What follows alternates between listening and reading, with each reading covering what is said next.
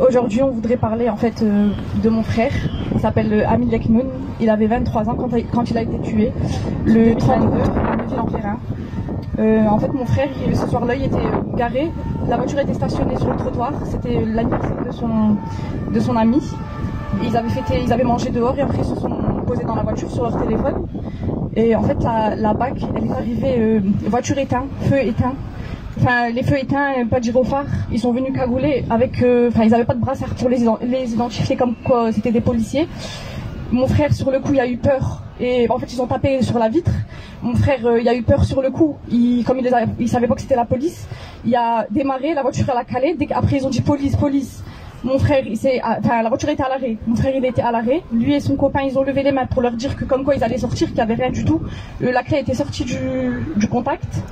Et en fait, malgré qu'ils ont levé les bras, et ben quand il a levé les bras, le policier il lui a tiré à l'arrière dans le dos. Ça lui est arrivé au thorax. La balle, elle a touché au thorax et il est décédé.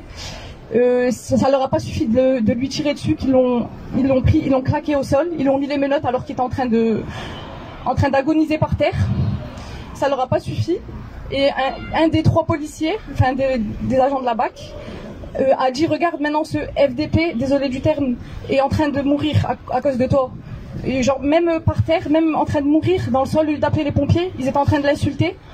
Ils ont attrapé son copain alors qu'il venait de vivre un traumatisme. Ils l'ont attrapé par terre, il leur disait vous êtes des assassins, on n'a rien fait, on allait sortir. Ils l'ont frappé, ils l'ont cassé ses dents. Ils l'ont jeté dans leur voiture à eux. Et devant lui, sans aucun scrupule, ils étaient en train de dire, on va dire qu'il a voulu nous foncer dessus. Ils étaient en train de préparer en fait ce qu'ils allaient dire. Et après ça, en fait, nous on a eu aucune nouvelle. Il a été décédé, il était 2h30 du matin. On l'a su qu'à 9h du matin le lendemain. En fait, ils sont venus chez ma mère. Ils ont dit votre fils est décédé. Ils nous ont pas expliqué pourquoi. Ils nous ont juste dit votre fils est décédé. T'étais en train d'accoucher, Loubna? Ah oui, c'était. Oui, ce jour-là, je venais d'accoucher à 8h du matin. J'avais une césarienne. Et dès que j'ai accouché, j'appelle ma mère pour lui dire maman, c'est bon, j'ai accouché. Et j'apprends que mon frère est décédé. Il n'a même pas pu voir mon fils. Mais ce qui me choque le plus, c'est que depuis le jour où ils sont venus, ils ont toqué, ils ont dit votre fils il est décédé, on n'a eu aucun retour de la justice, personne n'est venu nous voir, à part David Guéraud et ses collègues qui sont venus nous voir, il n'y a personne, même le maire de Roubaix n'est pas venu. Ils nous ont laissé comme ça en fait, ils sont venus nous dire ça. Comment? Ouais, voilà, ils nous ont laissé à l'abandon. La justice, elle nous a carrément abandonnés. Ouais, voilà, ça fait un an. Ça fait un an qu'il est décédé et on n'a rien du tout, aucun retour. La juge, elle nous a reçus en mars juste pour nous auditionner, mais c'était juste pour savoir pour savoir la personnalité de mon frère. En fait, on nous a demandé comment il était notre frère, mais pas plus en fait. C'était juste pour savoir sa personnalité.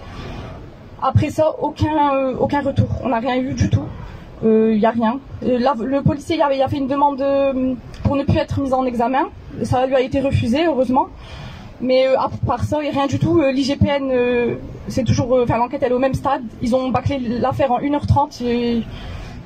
Bref. Il n'y a pas eu rien eu, pas de vérification. Il y avait la voiture qui était sous scellée, elle a été brûlée mystérieusement. Mon frère est décédé le 30 août et en novembre la voiture elle a été brûlée pour effacer. Je sais pas, on sait pas qui c'est qui a brûlé la voiture, mais voilà, normalement c'est sous scellé. Après, il y avait des caméras juste en face où mon frère il est décédé. Ils n'ont pas voulu les regarder, ils n'ont pas estimé que c'était, qu'ils devaient regarder. Ils n'ont pas estimé que c'était nécessaire. En fait, il y a beaucoup d'incohérences. Franchement, il y a beaucoup on se demande elle où la justice dans tout ça. Et là, si on est là aujourd'hui, c'est pour parler de. Il n'y a pas de justice quoi. On essaye de. On a attendu un an, on s'est dit que ça allait bouger, mais il n'y a rien du tout. En un an, il n'y a rien du tout. Le policier, je pense qu'il a repris sa vie normale, il travaille, peut-être qu'il n'a pas le droit d'utiliser son arme, mais il travaille toujours. Donc voilà, ils ont brisé une famille entière, mais il n'y a rien qui a avancé du côté de la justice, rien du tout. Bonjour à tous, merci tous d'être venus. Je voulais dire aussi une chose, c'est qu'on est là, c'est pas seulement pour pleurer, c'est pour dire qu'on est là, qu'on va pas lâcher l'affaire. Et je sais qu'il y a beaucoup de personnes qui sont dans la même situation, peut-être pas au même niveau, mais je sais qu'il y a beaucoup d'injustices en France. Et c'est pour dire qu'on va pas lâcher l'affaire. Je remercie aussi Monsieur Guéraud qui a fait le nécessaire pour nous aider à arriver jusqu'ici. Je vous remercie beaucoup, monsieur. Et voilà, c'est juste pour dire aujourd'hui, on va pas lâcher l'affaire. Le policier qui a fait ça, il va le payer. Quoi qu'il arrive, il va payer. Et un bon courage à toutes les personnes qui n'ont pas l'opportunité d'être ici, comme nous. Et voilà, mais je vous remercie tous. Merci.